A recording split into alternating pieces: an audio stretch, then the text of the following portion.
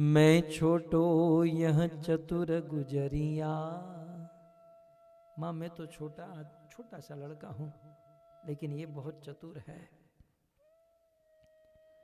धरी मटकिया मो निकट, देखिए सुनिए, धरी मटकिया मो निकट, अर्थात मेरे सामने मटकी रख दी।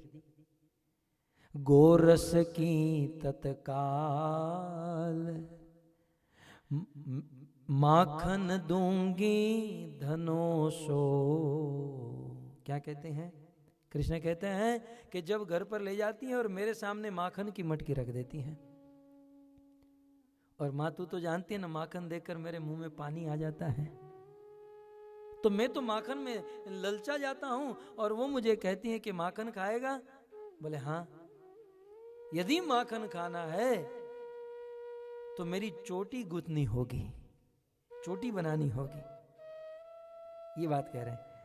धरी मटकिया मो निकट माखन की तत्काल माखन दूंगी धनो सो चींटी बानो लाल। हे लाल मेरी चींटी बनाओ, चोटी बनाओ। मैंने या की चींटी बीनी, मैंने इनकी चोटी बनाई। यह निदर करही सोई मैया, जब मैं घर से चलूं बुलावे ग्वालिन घर में मोय। क्या हुआ? 3 घंटे तक मैं चोटी बनाता रहा माखन की लालच में, कि ये माखन देगी, माखन देगी। माखन की लालच में मैं 3 घंटा चोटी बनाते रहा, और ये मोटी 3 घंटे सो गई। यहां पर लिखा है मैंने या की चोटी बीनी, मैं इसकी चोटी बीन रहा था, और ये निधड़क रही सोई, और ये निधड़क होकर सो रही थी, जैसे जैसे पानी में भैंस पड़ी रहती है। आगे कहते हैं, अब एक दिन की बात कहते हैं। एक दीना पनघट पे मैया, मैं बैठो एक वृक्ष की छैया। संग बैठो बलदाऊं भैया, यह पहुंची ले के गागरिया। समझ गए? मैया एक दिन की बात, पनघट माने जहां गोपियां पानी भरने के लिए जाती हैं। तो एक दिन मैं दाऊ के साथ, बलराम के साथ एक वृक्ष की छांव में नीचे बैठा था, ऐसे आनंद ले रहा था, और ये सब मोटी मोटी गोपियां आई पानी भरने के लिए, और जैसे ही इनकी दृष्टि मुझ पर गई तो क्या किया इन गोपियों ने मेरे साथ? सुनो मां, सुनो। गुलवा दे के गाल लाल कियो। गुलवा माने ऐसे, मेरा लाला, मेरा लाला, मेरा। मुझे भी जब छोटा था बहुत लोग करते थे, सोचा था एक थप्पड़ लगा दूं, लेकिन क्या करें, छोटे थे। मेरे पिताजी देख रहे होंगे, उनको याद है, वो जब कहीं लेकर जाते तो बहुत खींचते थे। तो क्या कहते हैं? गुलवा दे के गाल लाल कियो, और मेरा तो नाम ही लाल है। गुलवा दे के गाल लाल कियो, माँ मेरा गाल खींच खींच कर लाल कर दिया। यशोदा ने कहा तो तूने कुछ नहीं किया, तूने क्या किया? अब ये देखो कितना शरीफ बन रहे हैं। गुलवा दे के गाल लाल कियो, मैं ठाडो रहो रोए। मैं क्या करता, मैं तो रोने लगा। मैं ठाडो रहो रोए मैया, जब मैं घर से चलूं बुलावे ग्वालिन घर में। ये लोग ही बुलाती हैं, मुझे कोई इंटरेस्ट नहीं है इनमें, या इनके माखन में मुझे कोई इंटरेस्ट नहीं है, ये लोग ही बुलाती हैं। अब देखिए कृष्ण कहते हैं, तेरे मुंह पर करे बढ़ाई, बाहर निकले करे बुराई। ऐसी ब्रज की ठीठ लुगाई। माँ इनका स्वभाव तू नहीं जानती है। ये जितनी भी गोपियां शरीफ बनकर आई है ना, तेरे सामने मीठी मीठी बात करती हैं, लेकिन जैसे ही यहां से निकलती हैं, यहां से बाहर जाती हैं, तो ये क्या बात करती, एक दिन मैंने सुन लिया था। मैं भी इसके पीछे पीछे गया और मैंने सुन लिया कि ये लोग क्या बात करती हैं। कहते हैं, इनकी मति मारी कहे, इनकी मति मारी कहे, मैं चोर ये शाह, अर्थात मैं चोर ये साहूकार। इनकी मति कह रही है, ये लोग क्या कहते हैं कि मैं चोर हूं और ये साहूकार है। इनकी मति मारी कहे, मैं चोर ये शाह, चोर नाम मेरो धरो। ये लोग जानबूझकर मुझे मेरा नाम चोर के रूप में साबित करना चाहती हैं। ये सारी गोपियां जानबूझकर समाज में मुझे चोर साबित करना चाहती हैं। और क्यों? मैंने सुन लिया। क्यों? चोर नाम मेरो धरो,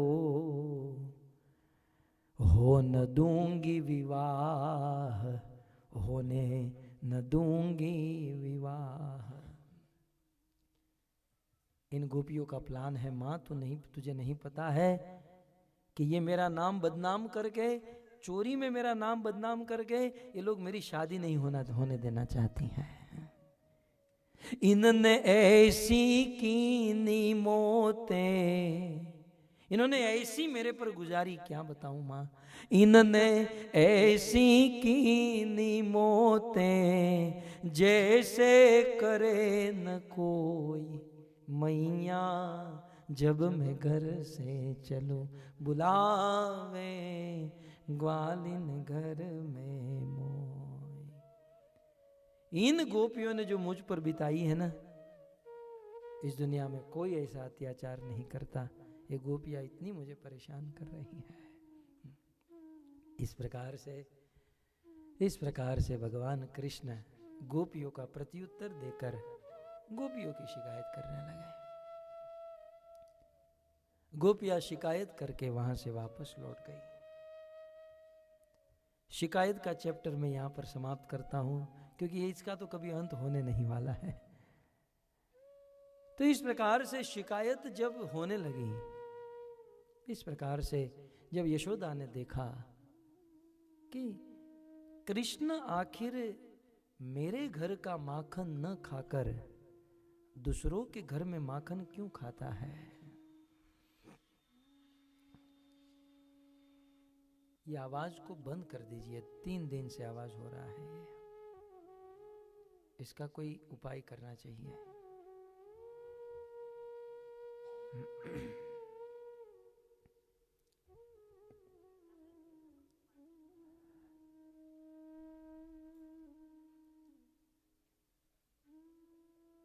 क्या कह रहा था? हाँ, यशोदा मैया मन ही मन में सोच रही थी कि ये कृष्ण मेरे घर का माखन न खाकर दूसरों के घर में क्यों खा रहा है। अब मां का हृदय है ना, मां के मन में एक व्यक्ति के, एक बालक के विषय में सबसे बड़ी चिंता उनकी मां को होती है। याद रहे, मां का हृदय। मां यशोदा सोच रही है कि आज मेरा बेटा दही चुरा रहा है, माखन चुरा रहा है, कल कुछ और चुराएगा, फिर किसी लड़की को लेकर चुरा कर भाग जाएगा। मां का हृदय। एक मां जितना अपने बेटे के लिए सोचती है, उतना और कोई नहीं सोचता। पत्नी, जब कोई व्यक्ति दुखी होता है तो उस व्यक्ति के दुख से पत्नी दुखी होती है, मैं मानता हूं। मित्र भी दुखी होते हैं, पिता भी दुखी होते हैं, समाज दुखी होता है, लेकिन मां को जितना कष्ट होता है उतना और किसी को नहीं। मां की बात आई इसलिए कह दूं कि भगवान को तो हमने देखा नहीं, परंतु भगवान में कितनी ममता होगी, इसका दृश्य यदि देखना है तो अपनी मां को देख लीजिएगा। वो भगवान की करुणा, भगवान की कृपा इस दुनिया में यदि किसी में उतरी है तो वो है मां। એટલે જ તો આપણા ગુજરાતમાં કહેવાનું ને કે માઈ માં બીજા વગડાના વા। मुझे तत्कालीन याद आ रहा है, एक संत ने बहुत सुंदर मां के विषय में कहा, त्राजवे तो लाय नहीं अने तातणे घाट घड़ाय नहीं, आखा ब्रह्मांड मां मूलवाय बधू पण माना हैया ने मूलवाय नहीं। आखा ब्रह्मांड मां मूलवाय बधू पण माना हैया ने मूलवाय नहीं, माना हैया ने मूलवाय नहीं। इस संसार में आप सभी वस्तुओं का मोल लगा सकते हो, भाव लगा सकते हो, लेकिन मां के हृदय का मोल कोई नहीं लगा सकता, कोई नहीं। खैर ये अलग विषय है, फिर कभी इस पर हम चर्चा करेंगे। मैं ये कह रहा था, मां यशोदा एक मां है और कृष्ण के विषय में सोच रही है।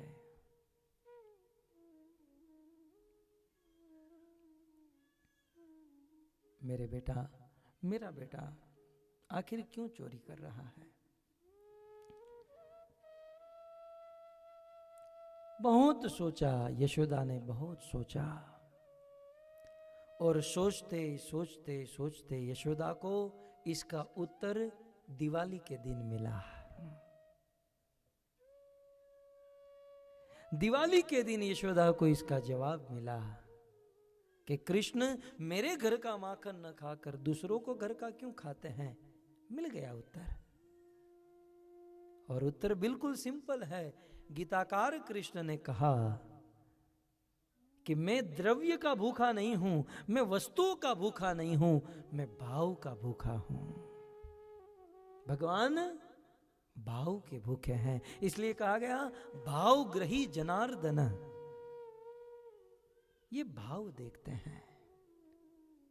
गीता में कृष्ण कहते हैं पत्रम पुष्पम फलम तोयम, मुझे पत्र दे दो, अरे पुष्प दे दो। कुछ लोग कहेंगे अमेरिका में फूल बहुत महंगे हैं, ये पुष्प इंडिया से इंपोर्ट करने पड़ते हैं। कोई बात नहीं, पत्र दे दो, पुष्प दे दो, फल दे दो। कुछ लोग कहेंगे फल भी बहुत महंगे हैं, अरे छोड़ो यार, पानी दे दो। पत्र पुष्प फलम तोयम, तोयम माने जल, पानी, जल दे दो। लेकिन एक शर्त है, एक शर्त, कि ये जो कुछ भी दो यो में भक्त्या प्रयच्छति, भाव से दो। जो भी दो, भगवान को जो भी दो, भाव से दो। दुनिया के लोग हमारे कार्य को देखकर प्रसन्न होते, याद रहे। ये मेरी कुछ सीक्रेट बातों में से ये एक सीक्रेट है मेरे जीवन का, जो मैंने अनुभव किया, समझा, और इसी सिद्धांतों के चलते मैं यहां तक पहुंचा कि दुनिया के लोग चाहे आपके सबसे निकट के हो, निकटतम हो, लेकिन वो आपके कार्य को देखकर ही प्रसन्न होंगे। लेकिन मेरे कृष्ण कार्य नहीं, भाव देखेंगे, भाव देखेंगे। ये भक्ति का मार्ग, ये प्रेम का मार्ग है। यहां पर भगवान अपने प्रेमी का कार्य नहीं, उनका भाव देखते हैं।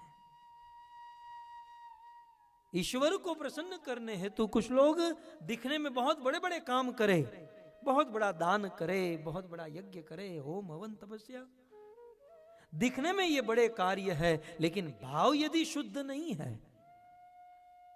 तो उसका कोई लाभ नहीं है। भगवान, समाज की वाह वाह मिलेगी, समाज में नाम प्रतिष्ठा होगी, लेकिन ईश्वर कतः प्रसन्न नहीं होगा, भगवान कभी प्रसन्न नहीं होंगे यदि भाव शुद्ध नहीं है। भगवान को प्रसन्न करने के लिए भाव शुद्ध रखें। मैं यहां पर कथा कर रहा हूं, कितना बड़ा कार्य है। मेरी दृष्टि में वर्तमान के समय में सबसे बड़ा कार्य, चाहे भौतिक में, आध्यात्मिक में, चाहे प्रचार क्षेत्र में, चाहे ज्ञानी के क्षेत्र में, सबसे बड़ा कार्य मेरी दृष्टि में ये भागवत कथा है, जिसे झुंड के झुंड लोगों का उद्धार किया जा सकता है, पोषण किया जा सकता है। कितना बड़ा कार्य, और लोगों ने इसे सराहा है। बार बार लोग निमंत्रित करते हैं इस भागवत को सुनने के लिए। कितना बड़ा कार्य है। परंतु यह इतना बड़ा कार्य मैं यदि करूं और मेरा भाव यदि गलत हो, भागवत भगवान को प्रसन्न करने के लिए ये मूल भाव है। भगवान को प्रसन्न करने के लिए भागवत होती है, लेकिन ये भागवत समाज के 2-5 लोगों को प्रसन्न करने के लिए करूं ताकि उनकी जेब खाली होकर कर पाए, ताकि उनसे धन लूट पाए। मान प्रतिष्ठा धन संपत्ति के लिए यदि मैं भागवत करूं तो ये कार्य बहुत महान होते हुए भी भगवान की कृपा का पात्र नहीं हो सकता, ईश्वर की कृपा का पात्र नहीं हो सकता। कथा का आयोजक भाव से, प्रेम से भजन भक्ति को बढ़ाने के लिए कथा का आयोजन करें, इससे भगवान प्रसन्न है। लेकिन आयोजक भी, आयोजक तो बहुत बड़ा माना जाता है ना, लेकिन कथा आयोजक भी अपने स्वार्थ के लिए कथा का आयोजन करें कि मेरी प्रतिष्ठा बढ़ेगी, मेरा नाम बढ़ेगा, तो इसका कोई लाभ नहीं है, कोई लाभ नहीं। मुझे धन मिलेगा, दूसरों का धन, इत्यादि इत्यादि। भाव शुद्ध रखें, भगवान भाव देखते हैं। तो मां यशोदा को यह उत्तर मिल गया कि मेरे घर पर आज तक जितना भी माखन बना, ये मेरे घर के दास दासियों ने बनाया, और इन दास दासियों ने न जाने किस भाव में माखन बनाया, इसलिए कृष्ण वो माखन नहीं खाते हैं। लेकिन यदि मैं मेरे हाथों से माखन बनाऊं भाव से, तो कृष्ण अवश्य खाएंगे। सही बात है। कृष्ण अपने घर पर माखन इसलिए नहीं खाते थे क्योंकि दास दासियों के द्वारा बना हुआ था, उसमें कोई भाव नहीं था। भक्तों, भाव में बड़ा अंतर होता है। आप किसी रेस्टोरेंट में जाओ, बाजू में ही है ना इंडियन रेस्टोरेंट, आप किसी रेस्टोरेंट में जाओ, कितनी सुंदर सेवा करते हैं। मुझे तो अमेरिका का आइडिया नहीं है, भारत में हमारी गोविंदा रेस्टोरेंट आदि है। जब हम एंटर होते हैं तो स्माइल, कितनी स्माइल देते हैं, लगता है कि पिछले जन्म का बिछड़ा हुआ मेरा कोई भाई तो नहीं है ये। जैसे राम और भरत का मिलन होता है, वैसे वो वेटर वेलकमिंग करता है, और फिर हमें वहां पर बिठाता है, हम बैठते हैं और मेनू लेकर वो आता है और ऐसे पूछता है, क्या खाओगे, आपके लिए क्या लाऊं, ठंडा गरम ये वो। कुछ देर के लिए तो होता है कि यहीं पर रुक जाए, बोरिया बिस्तर लाकर यहीं पर हम रुक जाए। फिर हम ऑर्डर करते हैं और जो ऑर्डर किया है वो भोजन लेकर आता है, और फिर आजकल तो ऐसा जमाना हो गया कि वो परोस भी देता है, सबकी प्लेट में डाल देता है। अब वो दिन दूर नहीं है, मैं देख रहा हूं मेरी दिव्य दृष्टि से कि अब ऐसे दिन आएंगे वो वेटर आपके बाजू में बैठ जाएगा और आपको खिलाएगा। सब तो कर ही देता है आजकल वेटर, अब बाजू में बैठकर अब आपको खिलाएंगे, आपको केवल चबाना ही होगा। फिर ऐसे भी दिन आएंगे कि चबाना भी नहीं पड़ेगा, दो ऐसे बैठेंगे ऐसे, ऊपर नीचे आपके दांत को करते जाएंगे। ये समाज धीरे धीरे आलसी बनते जा रहा है। कुल मिलाकर वो वेटर कितना प्रेम से खिलाता है ना, देता है, बार बार आता है, बार बार पूछता है। और घर पर मां भी उसी प्रकार से हमें खिलाती हैं। बेटा क्या खाओगे, कैसे खाओगे, भोजन परोसती है, खिलाती है। क्रिया की दृष्टि से देखा जाए, कार्य की दृष्टि से देखा जाए तो बाहर से एक वेटर भोजन परोसता है और एक मां भोजन परोसती है, दोनों सेम है, दोनों समान है, दोनों आदर से, भाव से है, दोनों समान। लेकिन दोनों के भाव में जमीन आसमान का अंतर है? वेटर जो भोजन परोस रहा है वो भी मां की तरह ही भोजन परोस रहा है, लेकिन अंदर से भाव क्या है कि मैं जितना अच्छे से भोजन परोसूंगा उतनी अच्छी सैलरी मिलेगी और उतनी अच्छी टिप मिलेगी। सैलरी में इतना इंटरेस्ट नहीं होता, टिप में ज्यादा इंटरेस्ट होता है। हमारे भारत में घर पर दूध देने आते हैं, वहां तो घर पर आते हैं भैया जी, दूध देने आते हैं ना घर पर। तो जब दूध देते हैं तो जो हम कहते हैं कि 2 लीटर डाल दो, तो 2 लीटर डालते हैं, उसमें इंटरेस्ट नहीं होता। फिर जो एक्स्ट्रा डालते हैं ना, उसमें ज्यादा इंटरेस्ट होता है। वो देखकर माताएं खुश हो जाती है, चलो भैया जी ज्यादा दे रहा है। सब्जी खरीदने जाते हैं, आलू टमाटर हैं, तो वजन का कांटा जब करते हैं और उसमें थोड़ा सा ज्यादा वजन कर दिया तो सेटिस्फेक्शन होता है कि हाँ ज्यादा मिला है। कुल मिलाकर माँ भी भोजन परोसती है, वेटर भी भोजन परोसता है। वेटर भोजन परोसता है, उसमें स्वार्थ है कि मुझे टिप मिलेगी, मुझे सैलरी मिलेगी। लेकिन एक माँ जो भोजन परोसती है अपने बेटे को, उसमें कोई स्वार्थ नहीं होता, उसमें केवल प्रेम भावना होती है कि मेरा बेटा भोजन खाएगा, मेरा बेटा तृप्त होगा, मेरा बेटा पुष्ट होगा, मात्र ये भाव होता है। तो इस प्रकार मां यशोदा को ये उत्तर मिल गया और इसलिए सोच लिया कि आज तक मेरे घर के दास दासियों ने भोजन बनाया, माखन बनाया, इसलिए कृष्ण नहीं खाए, अब मैं मेरे हाथों से बनाऊंगी। अब एक प्रश्न मैं आपके ऊपर छोड़ देता हूं कि दास दासियों ने भोजन बनाया तो कृष्ण ने नहीं खाया, इसलिए मां अपने हाथों से बना रही है। इनमें से कुछ लोग बाहर से रेडीमेड भोजन लेकर आते हैं और भगवान को भोग धराते हैं। क्या वो भगवान भोग खाते होंगे, वो स्वीकार करते होंगे? क्वेश्चन मार्क आपके ऊपर छोड़ रहा हूं। ये कथा सुनकर आप इतना तो निर्णय ले ही सकते हैं कि भोजन किसे श्रेष्ठ माना जाता है। जैसे भक्तों में कैटेगरी है ना, कनिष्ठ भक्त, मध्यम भक्त, उत्तम भक्त, वैसे प्रसाद में भी कैटेगरी है, कनिष्ठ प्रसाद, मध्यम प्रसाद, उत्तम प्रसाद। आप बाहर से कहीं से भी कोई भी भोजन लाओगे और मेरे कृष्ण को धराओगे, वो खा लेंगे। अरे पूतना का जहर खा लिए तो ये क्या चीज है, लेकिन वह उत्तम प्रसाद नहीं माना जाएगा। जिस उत्तम प्रसाद के विषय में हमारे गौड़ी आचार्यों ने कहा कि प्रसाद सेविते सकल प्रपंच जय, थोड़ा सा भी आप प्रसाद खाओगे ना, इस संसार के सभी प्रपंचों के ऊपर विजय प्राप्त कर लोगे, माया से मुक्त हो जाओगे। प्रसाद का एक कण भी खा लिया, पद्म पुराण में ऐसा वर्णन है शिव पार्वती के चरित्र में, एक कण का प्रसाद, एक प्रसाद का एक कण हृदय को शुद्ध कर देता है। और हमने कण नहीं, हमने टन भर प्रसाद खा लिया, लेकिन फिर भी हृदय शुद्ध नहीं हुआ। क्या हम लोग कम प्रसाद खाते हैं? अक्सर देखा गया है कि भजन में जब नहीं आते हैं तो आदमी स्लिम बॉडी, सिंगल बॉडी होता है, लेकिन जैसे ही भक्ति में आया और खास करके हमारे इस्कॉन में, सीधा पेट बाहर। लगता है इसमें कोई बच्चा है, जुड़वा तिड़वा कितने लेकर घूम रहा है ये आदमी।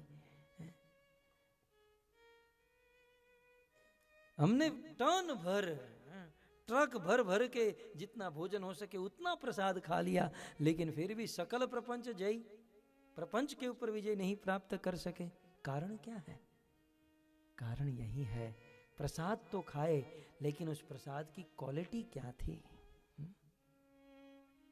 जो घर पर प्रसाद बनता है वो मेरे श्याम सुंदर के लिए बनता है, मेरे कृष्ण के लिए, मेरे महाप्रभु के लिए बनता है, कि मेरे चिंटू के लिए बनता है। चिंटू आज क्या खाओगे? मम्मा मम्मा आज मैं पिज्जा खाऊंगा। बनता है पिज्जा चिंटू के लिए और दिखाते हैं भगवान को। जय जगदीश हरे प्रभु आपके लिए बना है, बेटे के लिए, लेकिन बिल बन रहा है भगवान के नाम का। बताओ। फिर भी भगवान तो कृपालु है, दयालु है, वो स्वीकार, यदि उसमें प्याज लहसुन चाय कॉफी आदि मादक तत्व न हो तो भगवान उसे स्वीकार कर लेंगे, उससे उसके पापों से मुक्त कर देंगे। लेकिन जो पवित्रता आनी चाहिए उतनी नहीं आएगी। भगवान को जितना संतोष मिलना चाहिए उतना नहीं मिलेगा।